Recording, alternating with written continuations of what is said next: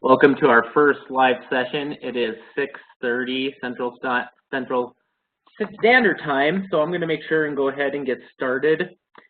I realize that there are some people that may be coming in, but I want to make sure to respect everyone's time. So as we get started, just want to do a quick sound check. Can everyone hear me okay?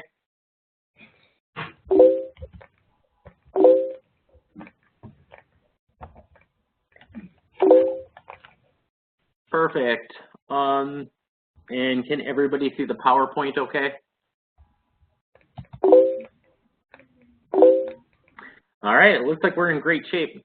So at this time, like most of you have already done, I would ask you guys to mute your microphones to cut down on the background noise.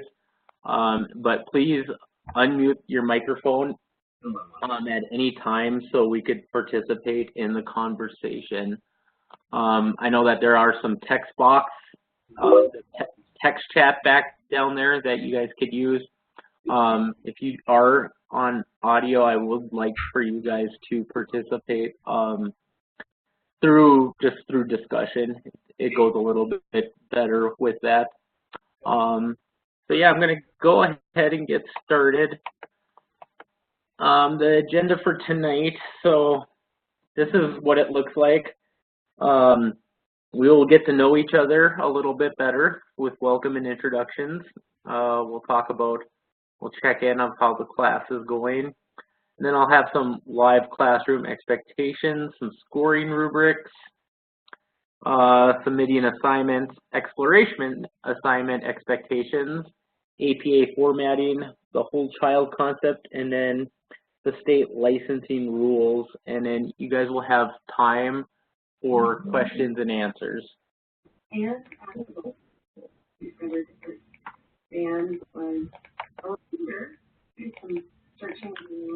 So, welcome everyone. I just wanted to share a little bit about myself and then hear a little bit about each of you. So, I'm originally from a small farm town in northeastern North Dakota. I'm a graduate from the University of North Dakota with a bachelor's degree where I majored in history. But then I later decided that I had a passion for ECE, so after graduation, I moved from Grand Forks, North Dakota, that's where the University of North Dakota is, where I was living, to Denver to pursue a career in early childhood education. I've worked for the public and private sectors as a teacher and a director for the last 10 years, and have worked in the, I also worked in the public schools as a special needs para. I received my master's degree in early childhood education in an online classroom similar to this one. So I'm pretty diverse with the online learning tool. Right now, I'm currently an education supervisor for a Head Start program. I'm also a PD specialist too as well, whenever I get free time to do that. My dream is to go back to school one day and pursue my doctoral degree in early childhood education once my daughter gets a little bit older. I would like to do that. So my favorite toy as a child was a My Buddy doll. I don't know if you guys remember My Buddy, or if you guys were maybe too young or not. But I wanted a My Buddy doll back in the day because he had blonde hair and he had blue eyes, and I know it sounds silly, but all my friends back home had blonde hair and blue eyes, and I had dark brown hair and brown eyes, so I just kind of wanted to fit in to feel accepted. So I know it's kind of a silly reason, but that's just a little bit about me. Now I'm going to open up for conversation and invite each of you who are online to share a little bit about yourself. So your name, where you live, type of degree that you're pursuing, and your favorite toy as a child and why.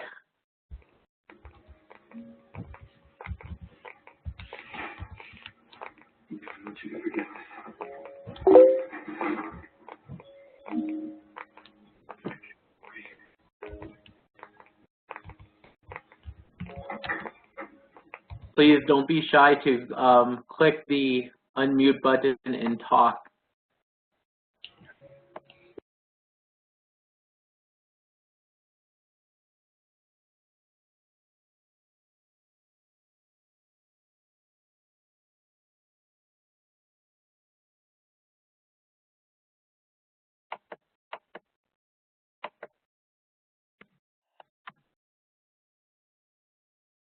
Thank you for sharing, Sierra.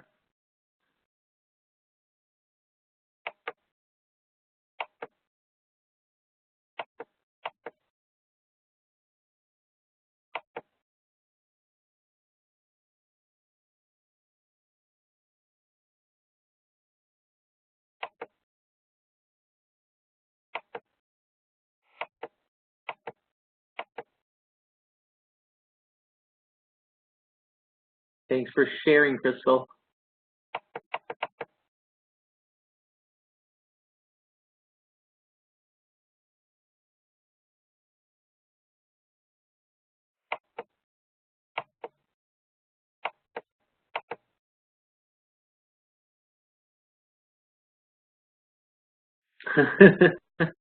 Thanks for sharing, Vanessa. I used to,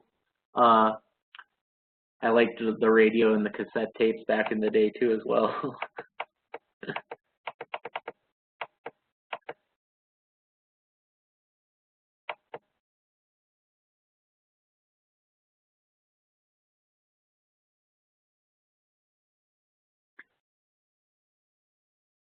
Welcome, Chelsea. Chelsea, where do you work as an assistant director in North Glen?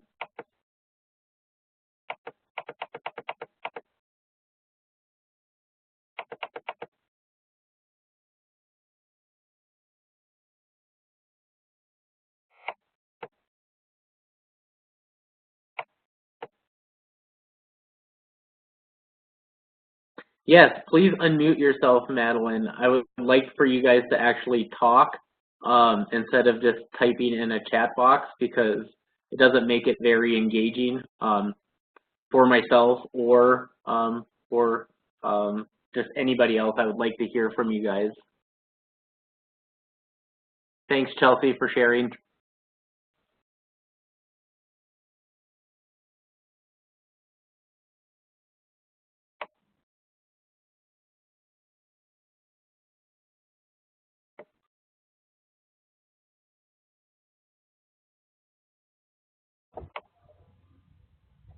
All right. I don't know if I got everyone or not, but I'm going, for time's sake, I'm going to move along and continue. So checking in so far, and please, guys, make sure to unmute yourself, just so I could. It's very, very difficult for me to see everything in the chat box and then reply to everybody at the same time. So just be sure to be open to unmute and to talk as we get going. So how is the class going so far? I know a lot of you guys that this is probably your first time with an online class through Rasmussen. How's it going? Are you guys able to navigate through the course modules, discussions, general course questions, course messages? I think you guys are, because I am getting a lot of emails with questions. The resource tab. You know, my biggest thing is being an online learner is my suggestion is to practice and play around with Blackboard if you're not familiar with it. Sometimes our best teacher is ourselves. So yeah, I'd like to open it up for conversation. How's that going?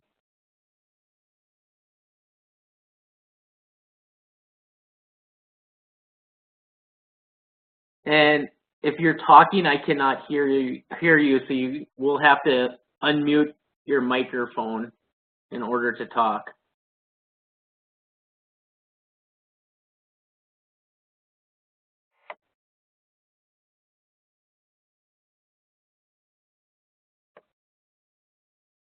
To follow up on your question, I've found that it's going really well. I was a little confused to begin with.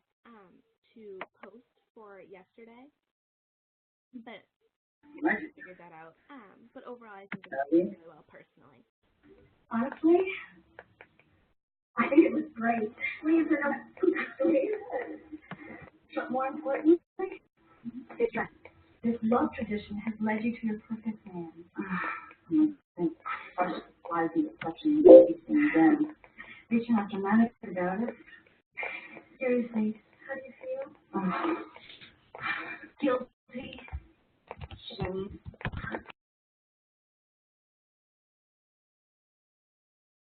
I'm sorry, I'm having a hard time trying to hear everybody.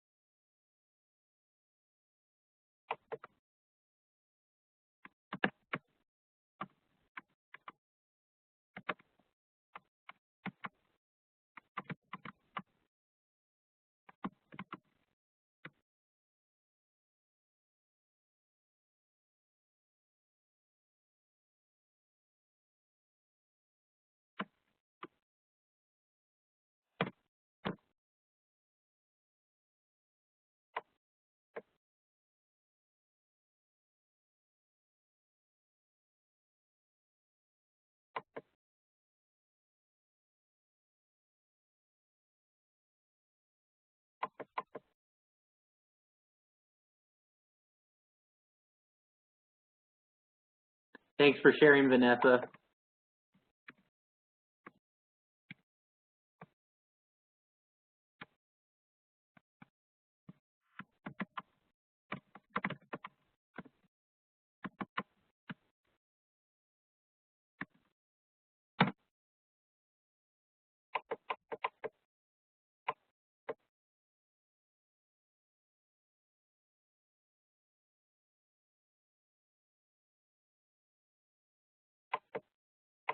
Perfect.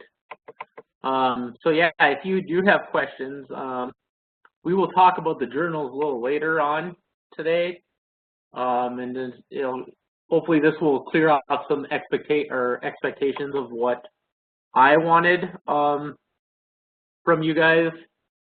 So we will talk about that.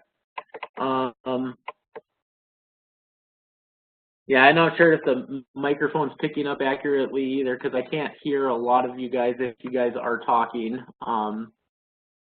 But yeah, just making sure to unmute if you guys do participate. Perfect.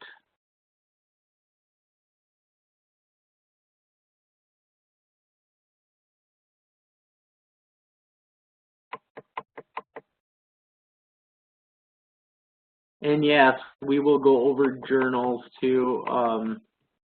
Thanks guys for sharing. Oh, I heard somebody. Hello? Yes. Ah, who am I talking with? Huh? Who am I talking with? Margaret? Hello, Margaret. How are you? Good. How are you, Mike? Oh, doing pretty good. Just getting ready. I'm actually going to be going to the EEC conference tomorrow in Washington. Oh, wow. Yeah. Great. I went to one, it wasn't a conference they had back here in I think it was 2 or 3 years ago. They had a big NACI thing in Dallas, and I went, and it was real fun. I liked it because we did a little training in different areas. We got to buy different stuff to take back to our classroom. We won door prizes and stuff. It was great. I liked it. Awesome. Yeah, I'm really excited. I haven't been out to the East Coast. I've been west, I've been to the Midwest, but I haven't been out east, so it's going to be probably a shock to my system since I'm from a small farm town. But, oh, wow. But it should be good. I used to live in a small town in Arkansas before I moved. But originally, I'm from Chicago. Then I moved to Arkansas. Now I'm in Fort Worth, Texas. So. Very nice. Mhm. Well, thanks for sharing. Does anybody else want to share before we move on?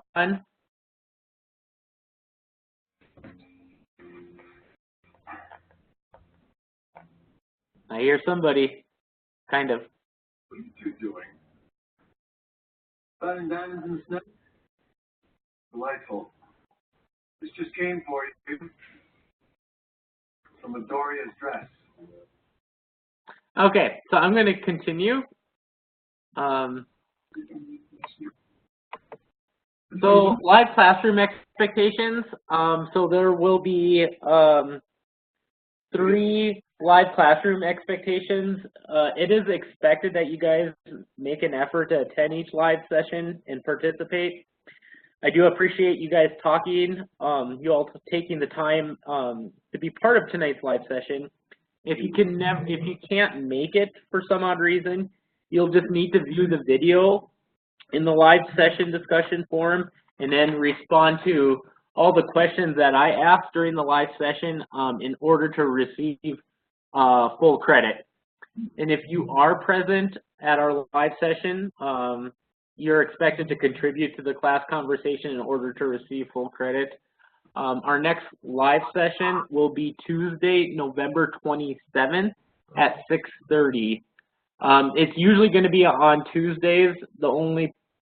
I had to shift it from Tuesday to Monday of this week just because I'm flying out to Washington, D.C. tomorrow, so I wouldn't be able to actually do the live session. That's why I moved it up a day, but it seems like I have a great turnout with everybody here, so that's just a little bit about the live classroom session expectations. If you do, I always will say if you're like reviewing my recording, this is the stuff that you will have to answer after the slide that I talk about. Does anybody have questions with that? Seems pretty straightforward, I hope.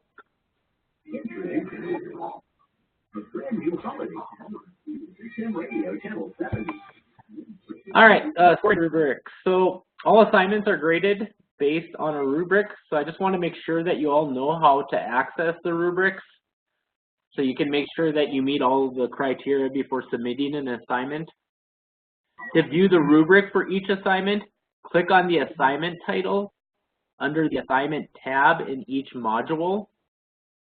Towards the upper left side, you will see a box with the total points possible listed. In that box, under the total points, there will be a button that says View Rubric.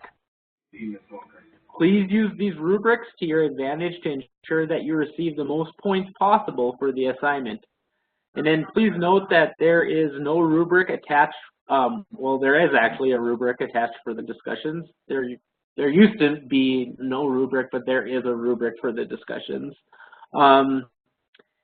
If you create a substantial post that answers the prompt questions, respond to any questions that I ask you, and respond to at least one other peer with a concise paragraph to extend their learning, then you will receive full credit. It's pretty easy to receive full credit. Just make sure that you are answering any question that I have, any follow-up question, and then reply to your peers. So one is mandatory, so you have to at least reply to one. Does anyone have any questions before I continue? I do have a question regarding.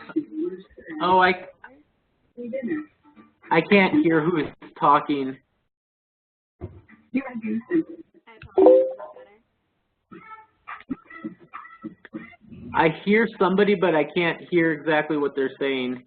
Can you please turn up your volume on your audio?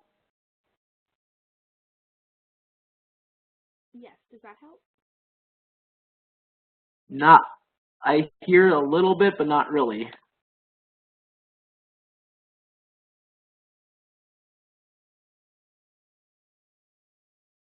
I'm sorry. I'm trying to turn it up as I continue. Just type your question in the chat box, and hopefully I could I will answer it. Because, yeah, I can't hear what you're saying. Is this Keela?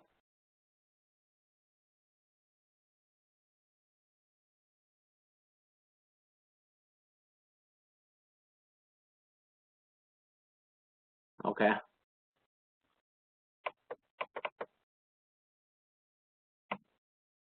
Okay, if I don't hear or see any questions, I'm going to continue. And if your question doesn't get answered, just feel free to shoot me off a text message. I'm pretty quick at replying to text messages. Or you could shoot me off an email. Hello?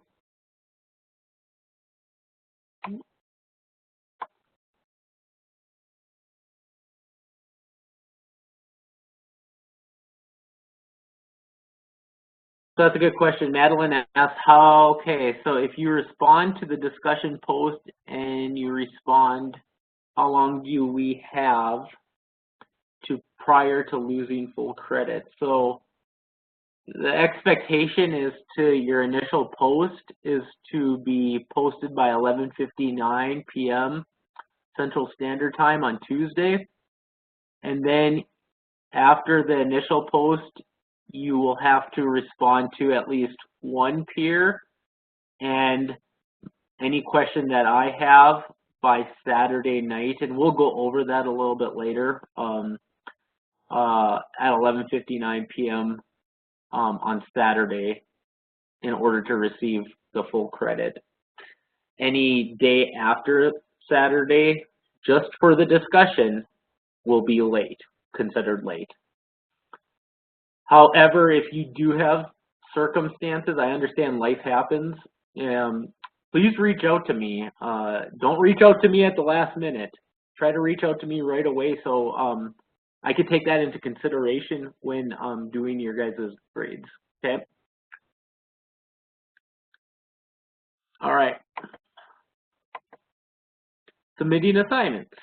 So I want to take a moment to review the assignment submission. In order to submit an assignment, click on the assignment title under the assignment tab in each module. Scroll down towards the bottom and select the file from your computer that you would like to submit and select Open. Be sure to click the Submit button once you have uploaded your assignment. Please note that the 10% of the total points possible will be deducted for each day that an assignment is late. So please be sure to look at the course calendar for all the due dates. One advantage to submitting assignments early is that you have to submit an assignment before the due date and get a low grade on it. I'll let you know via course messages, and then you'll have an option to redo the assignment for a better grade by the due date. So if you do submit your assignment early and you don't like your grade, I am a very big advocate for you to redo the assignment before the actual due date to receive full credit, okay? So making sure that you give yourself enough time so you do understand that.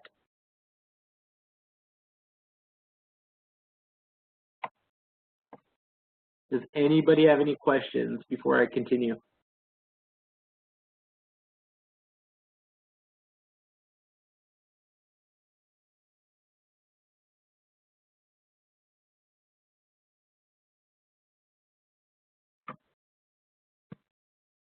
All right. I do. I have a question. Oh, go ahead.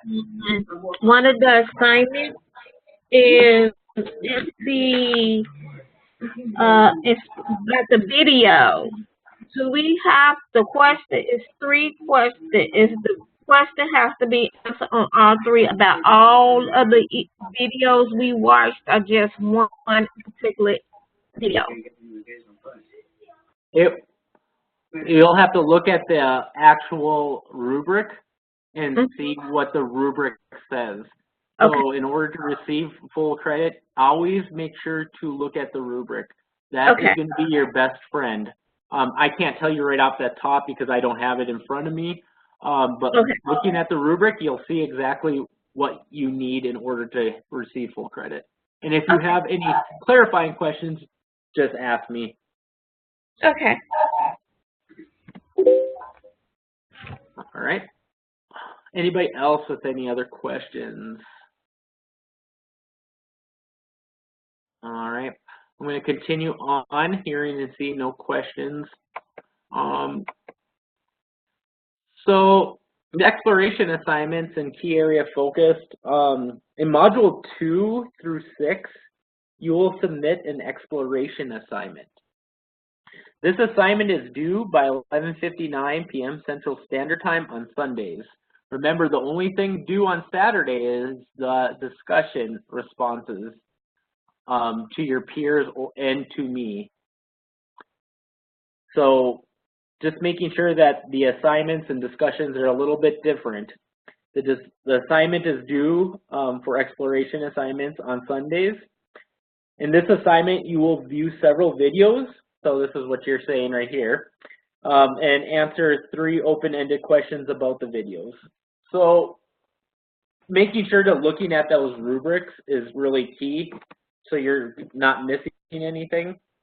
But yeah, just making time to read the instructions and review it and review the rubric, and it will be the same format exploration, exploration assignments each week with different videos to view. The biggest error that I see students make on the assignments is not providing an aha moment. So in question 3, so making sure if you want to receive full credit to always answer those questions in detail and making sure that you have an aha moment for the last question.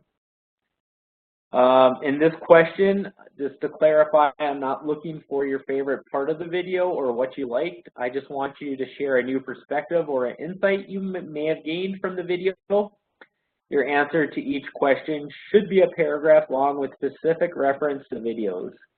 This is a great opportunity for you guys to practice your observation skills as well as apply the book knowledge you are learning in the course into everyday classroom experience. So each week you'll have a different key area of focus that will be presented in the videos and that you will reflect upon. So if you take a look at this week, it will be developmentally appropriate practices. And then next week it will be individually appropriate practices, and then so on.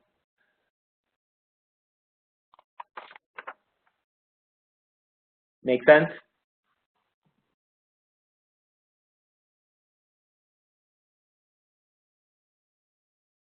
All right.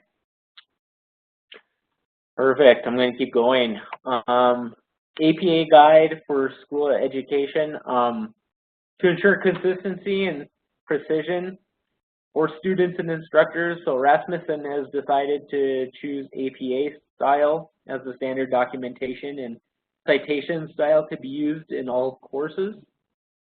The APA style provides for clear references in the text and at the end of the document. By using APA as the common style in our classes and assignments, Rasmussen seeks to streamline the documentation component of the important information literacy process. If you are unfamiliar with APA guidelines, you can check out the Rasmussen APA guide in Blackboard. From the homepage, you will see the library resources, and the 4th link down says APA guide. Click on the link and it will open up the Rasmussen APA Reference Center that has the information that you'll need for APA formatting. You can use the menu on the left side of the screen to jump to the specific APA formatting information that you need. So just to let you know, I do have a lot of, the stuff that I have APA formatting for is usually a title page, which is pretty specific. And I see a lot of students actually missing that or not even attempting it. So if you have questions with that, and I know in our next live session, I probably will go over that a little bit more of how to correctly format that, because I do see students oftentimes not taking the time to actually look and see to do it correctly. So just making sure that you look at the APA reference guide to ensure that you guys are doing it accurately would be great. Does anybody have any questions for this? Sorry, there's a lot of housekeeping stuff to take care of, just so everybody knows. But if nobody has any questions, I'm going to jump into the whole child animation that we did last week. Actually, it was this week, I believe. Let's go. So a little bit of follow-up from your whole child animation lecture. There was an activity, I don't know if you guys had a chance, probably not, to get to it, but in Module 2, where you can see how all the developmental domains function together. If you not have done it so already, read about the whole child on the first slide and then click the arrow button on the right side of the slideshow to go to the next slide. The early childhood educators and advocates must view children from a holistic perspective. Children function and learn in multiple developmental domains. The concept, the whole child, is extremely important in early childhood education. I'm sure nobody has done this yet, but you know, one of the things that if you're watching online is did you have any takeaways from it? And then with that said, there are several domains that every individual needs to learn and grow. Typically, children and adults alike have one or two domains that they excel naturally at. At each age and stage, children develop a new skill set in each domain. So like as educators, it's really important that we include all the domains in our teaching practices in order to help the whole child develop. Although, you know, educators normally tend to focus on the cognitive or intellectual development, every other area, such as physical and socio-emotional development, is important, especially when working with young children, because each skill kind of goes hand in hand. For example, a child who excels at intellectual development might not struggle with learning new concepts, sorting letters, letter sounds, etc., but might have trouble making friends, which is, you know, more of a social aspect. That's why it's really imperative as educators, especially in ECE fields, that we focus on the whole child and provide as many opportunities as you guys can for children who struggle with different developmental domains. So I'm going to open up for conversation. What are your guys' strongest domain? My strongest domain would be physical development, because I'm good with hand-eye coordination and I'm very active. So yeah, let's work on that one first. What is your guys' strongest domain?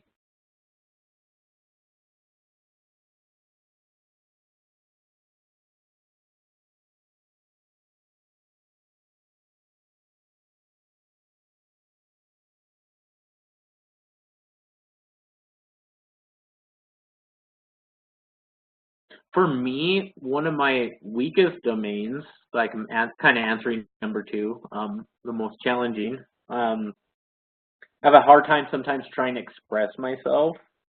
And like if children cannot express themselves, they can become frustrated or withdrawn, and then they act out in aggression. So, you know, providing those opportunities for those kiddos is great.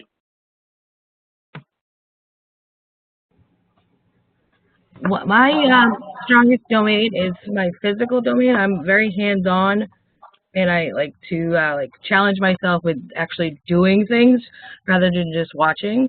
And I would say my weakest domain is social. Like I get really nervous around a big group of people, and I can't really talk. Well, you're doing a great job right now, so I think you're doing great. So thanks for sharing. Thank you.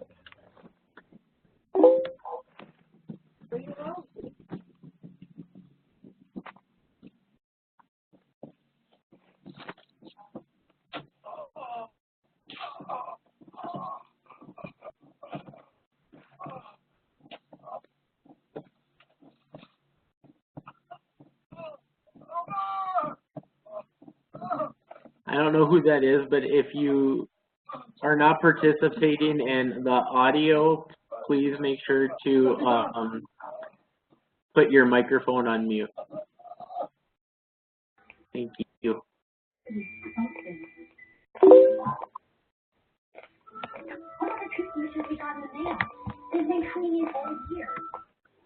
So what are your guys', I see a lot of strongest is language development, physical. What's your weakest? I know that a couple people have shared, but what is your weakest?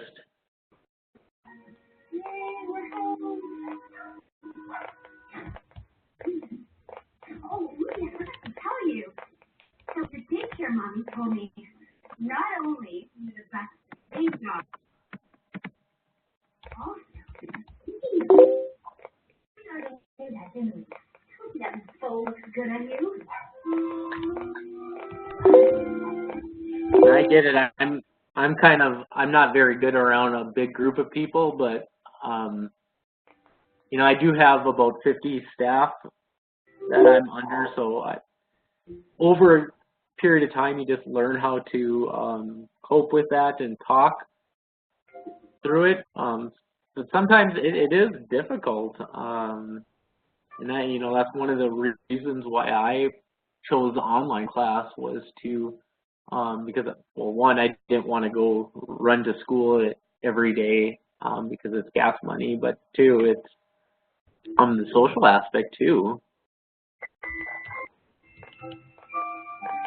And it can be frightening, but, you know, I realize that people are not going to really remember what you say if you mess up or something. So everybody's vulnerable, and we all learn from each other, and that's just how it is.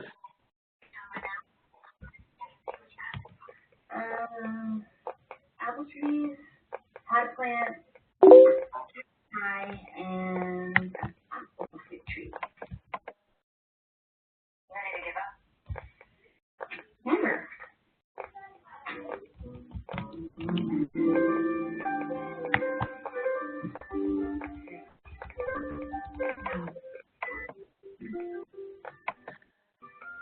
Thank you guys for sharing. There was several comments that I wasn't going to read all out loud, but thank you everyone for sharing. I do appreciate it.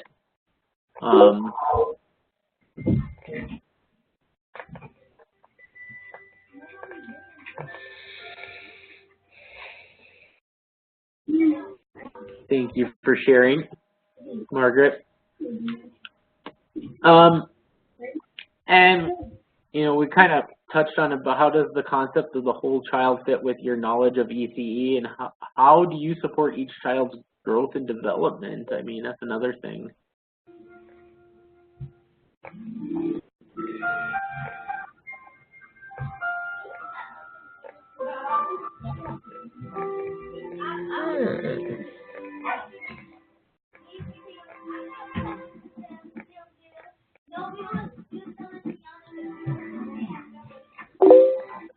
Found it. It's the tree. I have to go to pond. Thanks for sharing, Madeline. I struggled with math too. I think that's why I went into the field of ECE, knowing that I'm probably not going to have to count more than 15 or 20 children. Everything. Now, the tree is there. That's brilliant. Yes, Sheila. Getting to know each of your students is it's key to build that relationship and foster those interactions with them, so they are socially and emotionally, you know, connected to you. So, you know, like I always tell my staff, if your children in the classroom don't feel safe, then they're not going to learn. So, you know, that's really huge, is making sure that you really have that relationship with them. in order for them to learn.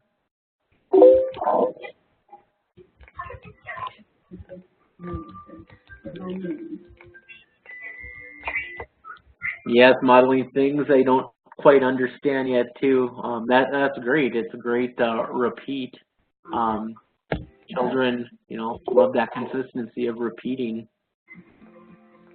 and making sure that, you know, if they don't know it yet, that you're scaffolding it down to their level so they do understand, and then building on that so they can get to that next area of growth.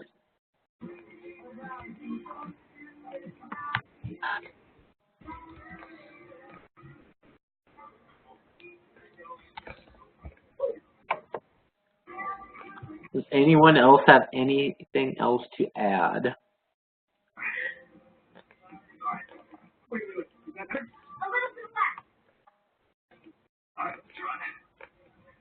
Creating an individual learning plan for each child depending on depending on their strengths and interests. Yes. Strength building is huge, and building on children's interests are a great way to incorporate and think about when you're doing your lesson planning too as well.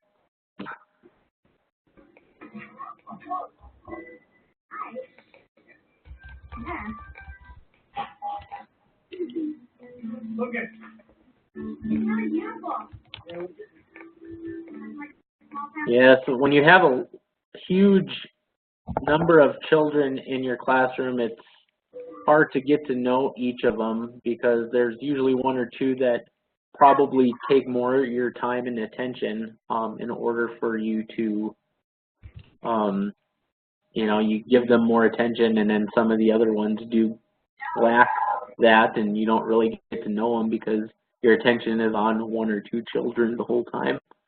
Thanks for sharing, Keela. We take turns. I think intentionality will help, just being intentional of building those bonds. What?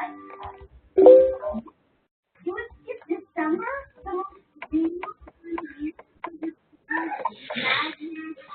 Christmas trees? It's just a fancy landing pad. You need a simple seasonal rebirth. Decorative mistletoe. Thanks for sharing, Megan. I guess I'm just muted. Then I guess I'm going to be... Thanks for sharing, Vanessa. Yeah, it's just like you, big city folks. Always rush it off somewhere. I told you, grew up on a Christmas tree. You know, my wife does that too sometimes, Vanessa. She'll just start crying out of the blue.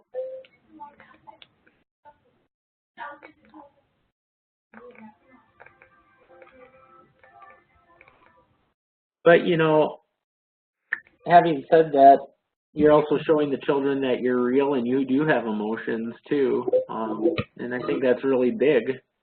Hi. Hi, I have a reservation. Holly. Happy to have you. Thank you. Do you need any information on cost? Activity breakfast for our Christmas festival. 4 days. It is not to be missed. I know. All right. Does anyone else have anything else to add to these questions? And my house is on the tree that grows in the plaza. So cool. We watched that on TV. I am so looking forward to hearing and seeing that, I am going to move on to the last thing tonight that I will talk about. It has to do with child care licensing. Biggest topic usually in early childhood education.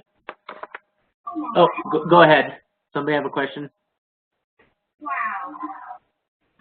Introduce you to his dad, my best man. Yeah. How about I take you to our family farm? Okay.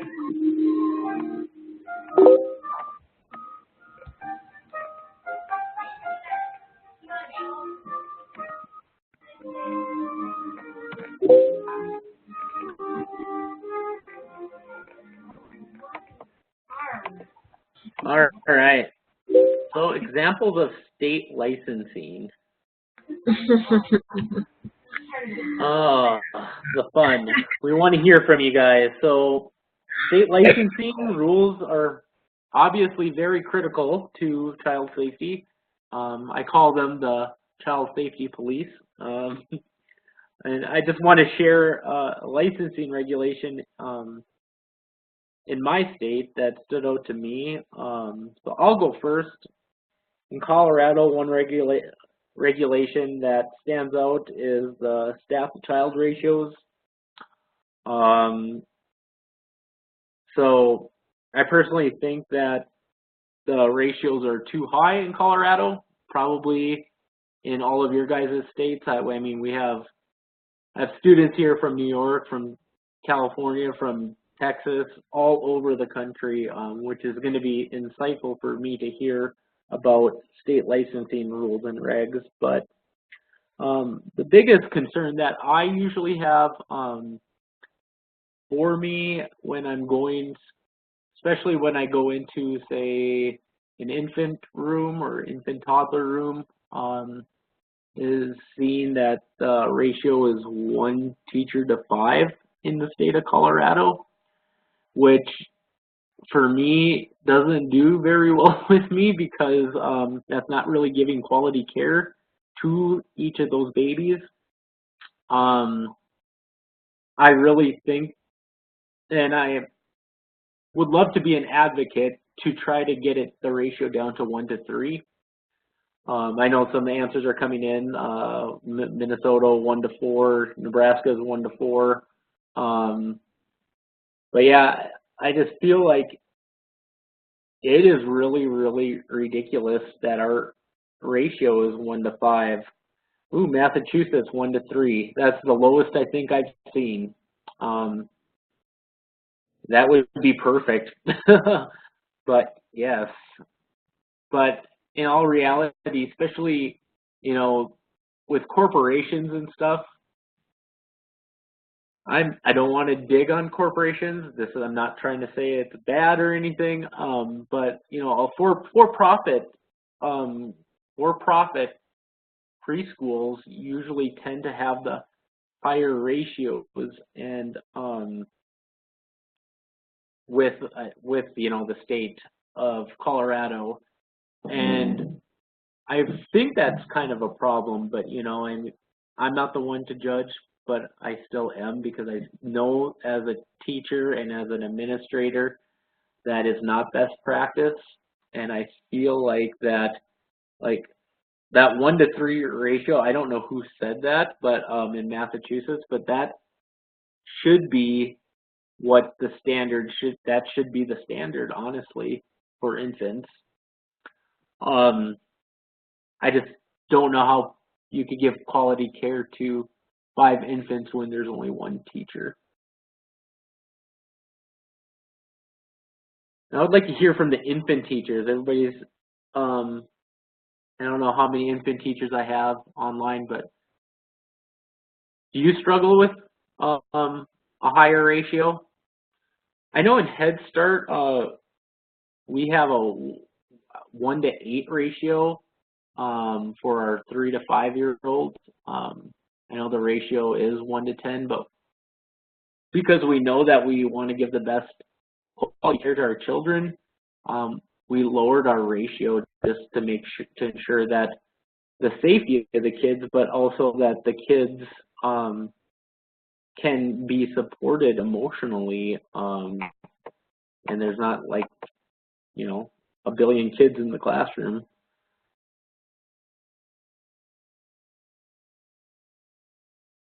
And Chelsea is from Colorado, so she knows what I'm talking about. 1 teacher to 10 3-year-olds. Yeah, I just feel like that a lot of the ratios are very, very extreme. Rebound street. Crafted for over 30 years and perfect for every day. Woodbridge by Robert and Doug. Pairs for today. I'm having a hard time trying to hear.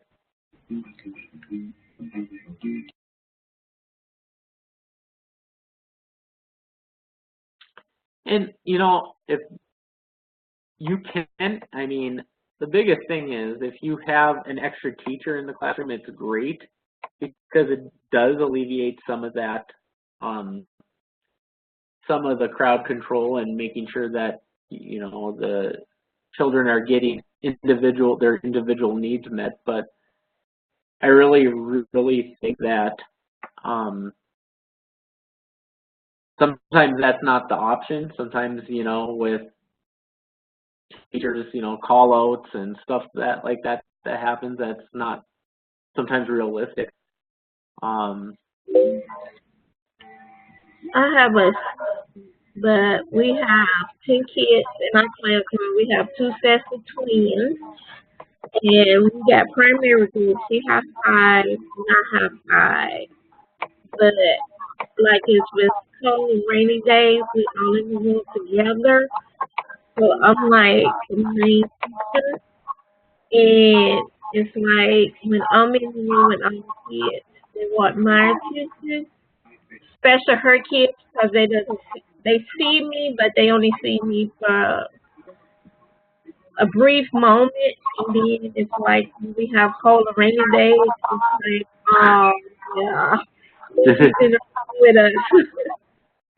But yeah, it is overwhelming because sometimes we end up with 6 to 6 ratio, 6 to 1 teacher, and it's kind of hard. Yeah, it gets to be kind of hard, especially say if you combine classes or whatnot, and you don't even know the children. And I mean, is that really quality care if you haven't established a relationship with, you know, especially infants, you know? Yes, some of our toddlers, they come from the infant and it doesn't walk yet. So you might have about 4 in your group that's walking. You might have one that doesn't walk. And it's kind of hard because you give your attention to the one that doesn't walk because you're holding them and carrying them, and the other ones is around. Like, yeah, that's why I try to get one-on-one when I can, when we low. Mm-hmm. So, yeah. Awesome. Thanks for sharing, Margaret. You're welcome. Yeah, it's I don't know who said that there was one teacher to 11. That sounds absolutely crazy. School age, yeah, one teacher to 15. I feel like that's a lot. That's pretty standard. Just because children are older. A lot of public schools, there could be, I mean, one teacher to like 28 kindergarteners. So, I mean, 1 to 15 does seem a lot. But then I always think about those kindergartner teachers that have like a 1 to 28 or 1 to 30, which would be really, really tough, especially if you have a lot of behavioral problems in the classroom.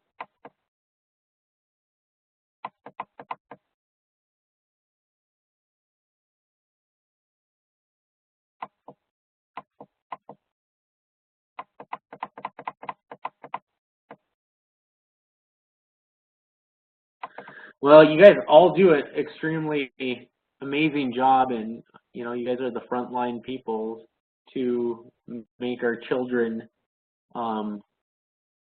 better and safe and smarter and just everything to work on their development. And I do really appreciate what every early childhood teacher does, because we realize it's not for the money. It's for a passion, and you know, I really, really, really enjoy hearing from all of you guys about your state licensing rules and regs regarding the ratios. Does anybody have any other thoughts to add to state licensing?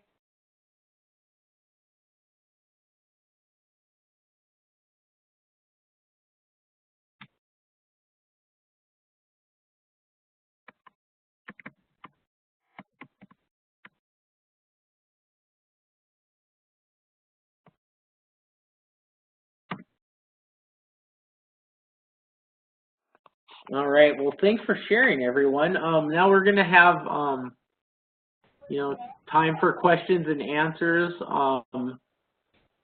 For some reason, if I don't know the answer, I will get back to you probably within tonight with the answer.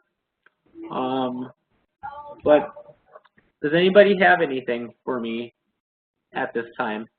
And just note that you guys will, everybody who participated tonight will receive your, you'll all receive a full credit for participating.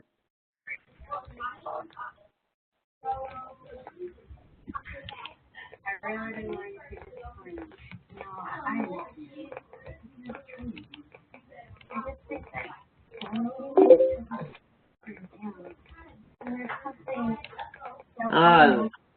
You asked how do we do the journal entry. So you have journals, I believe, from, let me see, from 2,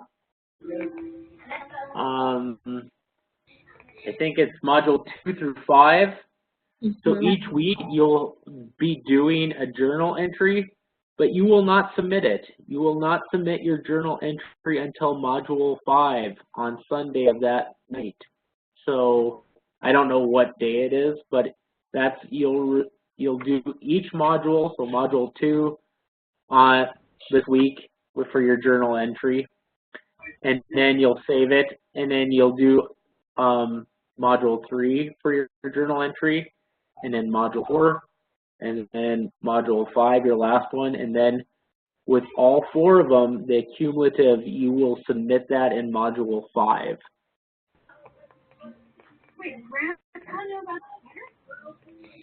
So my suggestion is to don't put it off to the last minute, but to start working on it each week so you're not falling behind and then you have 4 or 5 journal entries that you need to do.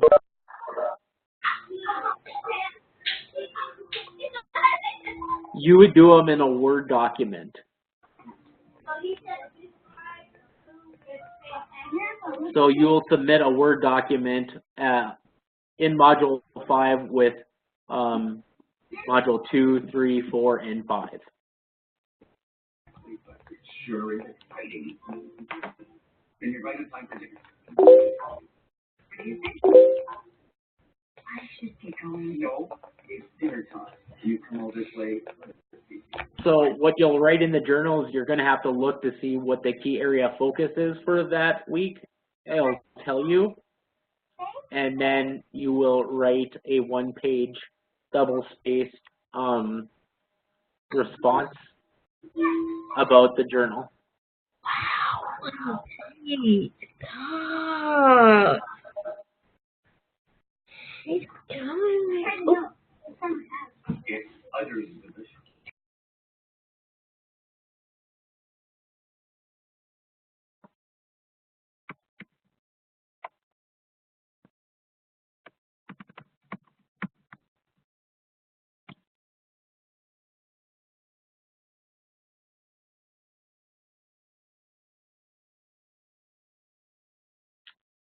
And remember, just make sure that you look at the rubric to making sure that you get all those points. So if you know if it's a half a page, you might not get all your points, and just making sure that we are making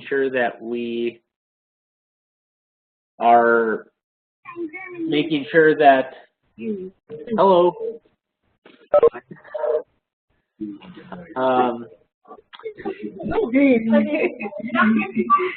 Sorry, I'm distracted. You just want to make sure that you get it done and you try to do it for each week.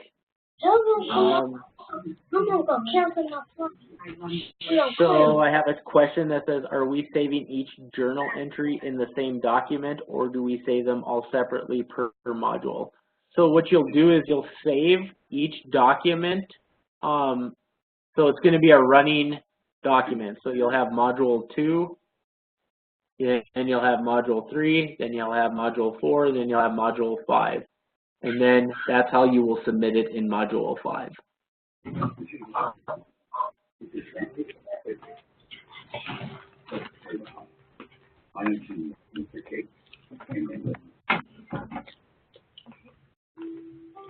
Is there any other questions?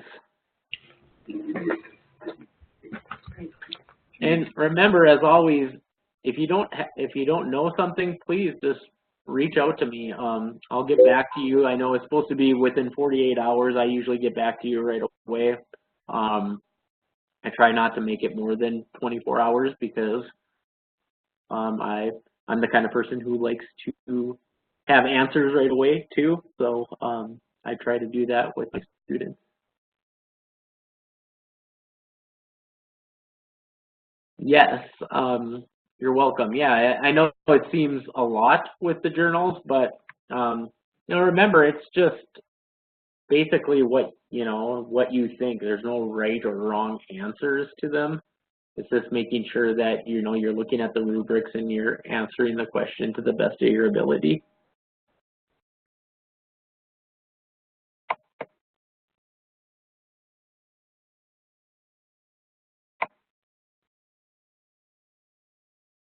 All right, here's what I would like you guys to do. Before we end, can you guys just type your name? That will tell me that you guys get full credit for this live session. I could see everybody, but I have a lot of people. Just type your name, and then you guys could be done for tonight.